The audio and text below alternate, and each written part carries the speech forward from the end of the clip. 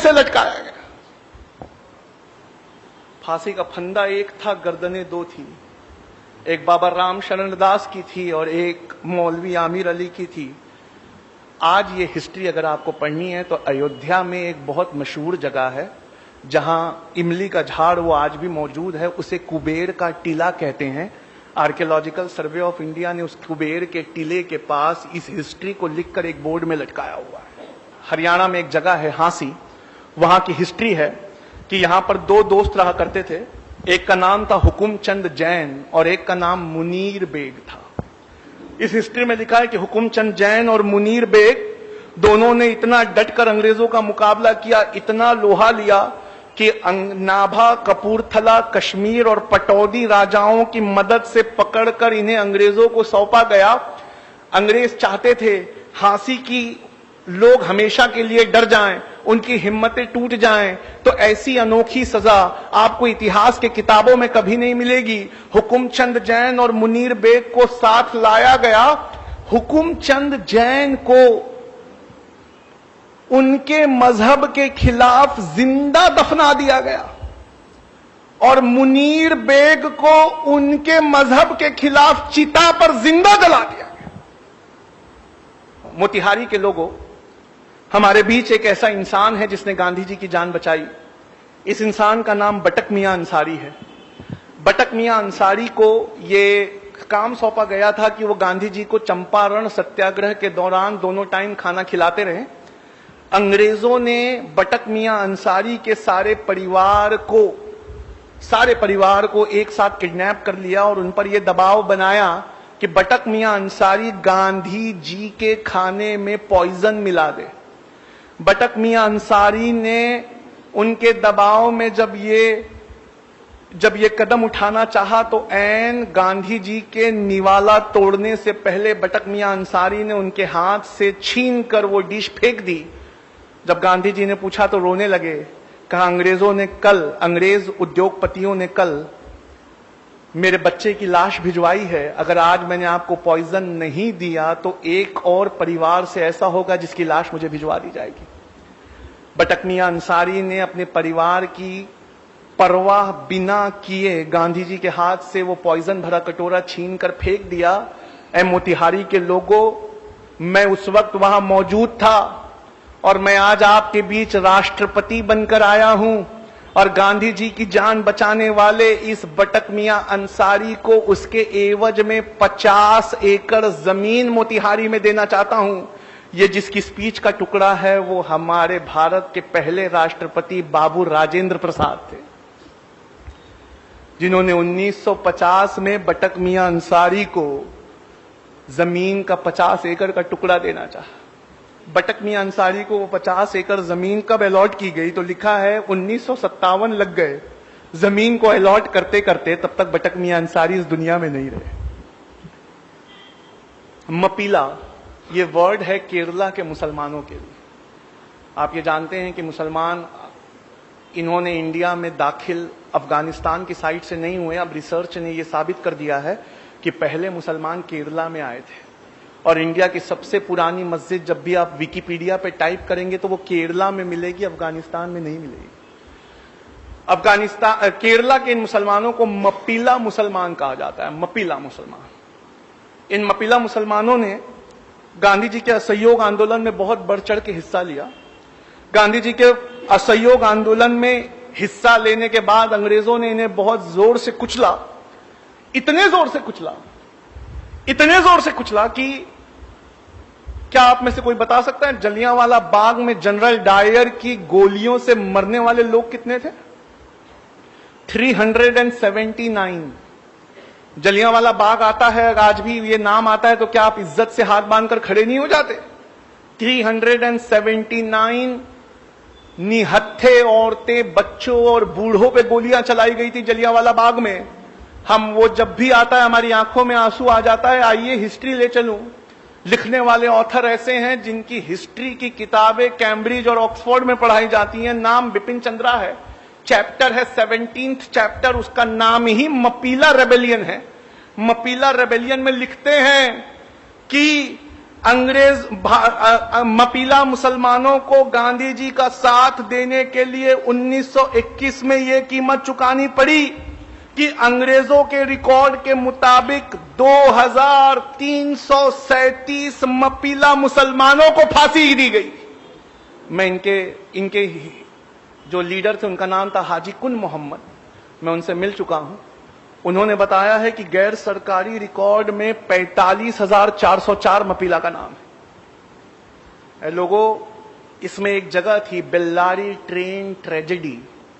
इस Bellary train tragedy में यह हुआ था कि 127 मुसलमानों को, क्रांतिकारी मुसलमानों को बिना खिड़की वाली एक वैगन में भरकर थिरूर से बेल्लारी भेजा जा रहा था।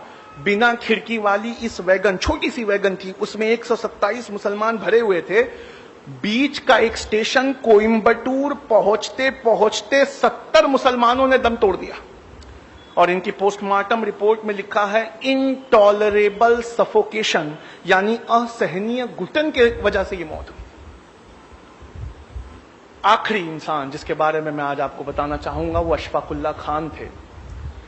ये अशफाकुल्ला खान एक बेहतरीन क्रांतिकारी थे। काकोरी में चंद्रशेखर आजाद और राम प्रसाद बिस्मिल का साथ देने की वजह से पहले इन्हें अंडमान निकोबार के काले पानी की सजा हुई और बाद में वहीं सूली से लटका दिया गया। अशफाकुल्ला खान से मिलने जब उनका परिवार पहुंचा तो वो बेतहाशा रोने लगा और परिवार उत्तर प्रदेश में मिलने पहुंचा एक दिन पहले जब उन्हें काले पानी भेजा जा रहा था। अशफाकुल्ला खान ने उनके बहते हुए आंसुओं को देखा और देखकर आंसू पोंछते हुए कहा, ऐ मेरे घर वालों, तुम इन आंसुओं को रोक लो। क्या तुम्हें इस बात की खुशी नहीं है कि हर साल जब आजादी का दिन आएगा तो राम प्रसाद बिस्मिल, कन्हैया लाल और खुदीराम बोस के साथ उसी सांस में तुम्हारे भाई अशफाकुल्ला खान का भी नाम लिया जाए। गांधी जी से पूछा गया दांडी मार्च के वक्त, कहा, गांधी जी, अगर अंग्रेज आपको दांडी मार्च पूरा होने से पहले गिरफ्तार कर ले तो आपकी जगह कौन लेगा? इतिहास में नाम दर्ज है, गांधी जी ने कहा, अगर दांडी पहुंचने से पहले मुझे अंग्रेज सरकार गिरफ्तार कर ले तो मेरी जगह अब्बास तैयब जी लेंगे। और गांधी जी कहते हैं, अब्बास, देखना जब मैं जेल चला जाऊं तो तुम्हारे मुट्ठी से नमक ना छूटे। 1932 में गांधी जी को नमक आंदोलन के लिए अरेस्ट किया गया तो हजारों की तादाद में पठान निकल कर आए और खड़े हो गए। इतनी हजारों की तादाद देखकर अंग्रेज डर गए और अंग्रेज पेशावर से भाग गए। 2 दिन बाद वो गढ़वाली रेजिमेंट लेकर लौटे तो किस्सा खानी बाजार में सारे के सारे पठान टस से मस नहीं हुए। गढ़वाली रेजिमेंट से कहा, इन पर गोलियां चलाओ। गढ़वाली रेजिमेंट के जवानों ने बंदूकों को लोड किया, देखा सबसे सामने की सफ में पठानों के बच्चे लगे हुए हैं और उन बच्चों के बीच उनका लीडर खड़ा था, उसका नाम था खान अब्दुल गफ्फार खान। अंग्रेज ने कहा कि ये खान अब्दुल गफ्फार खान, हथियार तो पठानों का जेवर होते हैं, तुम्हारे हथियार कहां है? कहा, हमने गांधी से वादे के चलते अपने जेवर को उतार के फेंक दिया। कहा, गांधी से वादा किया है, हथियार तो छोड़ो, हाथ तक नहीं उठाएंगे। ये फोटो, वहां जमा लोगों की फोटो आज भी गूगल और विकिपीडिया पे मौजूद है। सामने की 2 सफ में बच्चे खड़े और पीछे हजारों की तादाद में पठान खड़े। फिर अंग्रेजों गढ़वाली रेजिमेंट ने अपनी बंदूकें लोड की। इससे पहले गोली चलाती, गढ़वाली रेजिमेंट ने बंदूक ये कहकर फेंक दी, हमारे देश में एक जलियांवाला बाग काफी है, निहत्तों पे हम गोली नहीं चलाएंगे। अंग्रेजों ने खुद साख्ता बंदूकें उठाई, 207 लोग मारे गए। आप जानते हैं भारत सरकार ने उन्हें क्या इज्जत दी है, खान अब्दुल गफ्फार खान को? मरणोपरांत, यानी मरने के बाद भारत रत्न पुरस्कार से सवारा। खान अब्दुल गफ्फार खान का टाइटल है सीमा अंत गांधी, यानी फ्रंटियर गांधी। उनको जो प्लाक मिला था भारत रत्न पुरस्कार, ये जो इंडिया का सबसे बड़ा पुरस्कार है, उन्हें दिया गया, जबकि वो अफगानी थे, पर अफगानिस्तान उस वक्त इंडिया का हिस्सा था।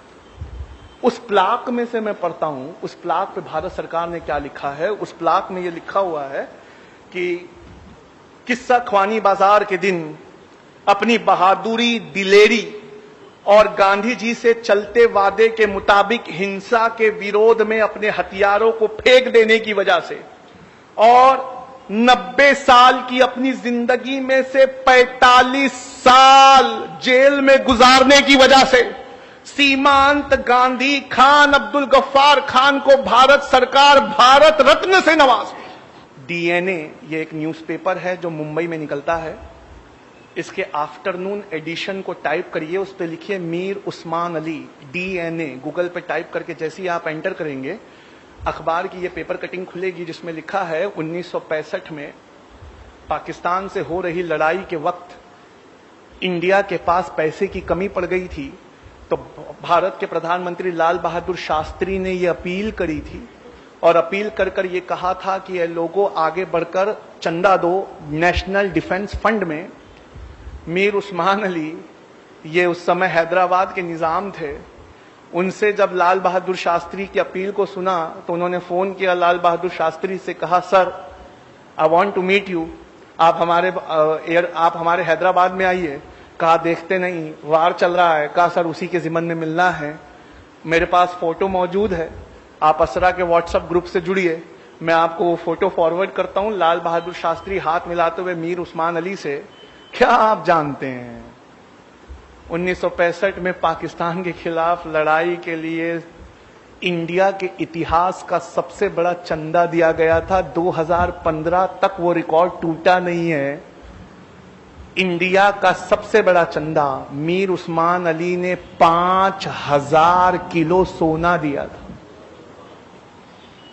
5 टन सोना लाल बहादुर शास्त्री के हवाई जहाज में बेगम पेठ एयरपोर्ट हैदराबाद में लादते हुए फोटो डीएनए अखबार ने छापी है। और इस रिपोर्ट को अप्रैल की 13 तारीख 2015 को द हिंदू नेशनल अखबार है, उसने फ्रंट पेज पर इस हेडिंग के साथ छापा है, close fist open handed Mir Osman Ali. 5 ton यानी 5000 किलो सोना, ये वो चंदा है जिस चंदे को आज तक किसी ने क्रॉस नहीं किया। ये इस देश की हिफाजत के लिए दिया है। लोगों पढ़ लो, अगर नहीं पढ़ोगे तो कभी नहीं जान पाओगे कि जय हिंद ये नारा लिखने वाला आंध्र प्रदेश के एक मुसलमान थे, उनका नाम मोइनुद्दीन हसन हक था। लोगों पढ़ लो, नहीं पढ़ोगे तो कभी नहीं समझ पाओगे कि जिस प्लेन क्रैश में नेताजी सुभाष चंद्र बोस मारे गए उनके साथ मरने वाले कर्नल हबीबुर रहमान थे। लोगों पढ़ लो, अगर नहीं पढ़ोगे तो कभी नहीं जान पाओगे कि तुम्हारे बुजुर्गों ने क्या क्या इतिहास में लुटाया है। किसी और की कोई गलती नहीं है, उल्टा मुसलमान कौम को हिंदू कौम का कर्जदार होना चाहिए कि हमारी हिस्ट्री को उन्होंने किताबों में बचा के रखा। हमने अपनी हिस्ट्री के लिए कुछ नहीं किया। वक्त काफी हो चुका है, मैं इस बात को अपनी यहीं खत्म करता हूं और प्रोग्राम के बाद मैं घर नहीं जाने वाला, मैं यहीं बैठा हूं। आप आके मुझसे ये सबूत देख सकते हैं। वमा अलैना इल्लल बलाग। बहुत शुक्रिया।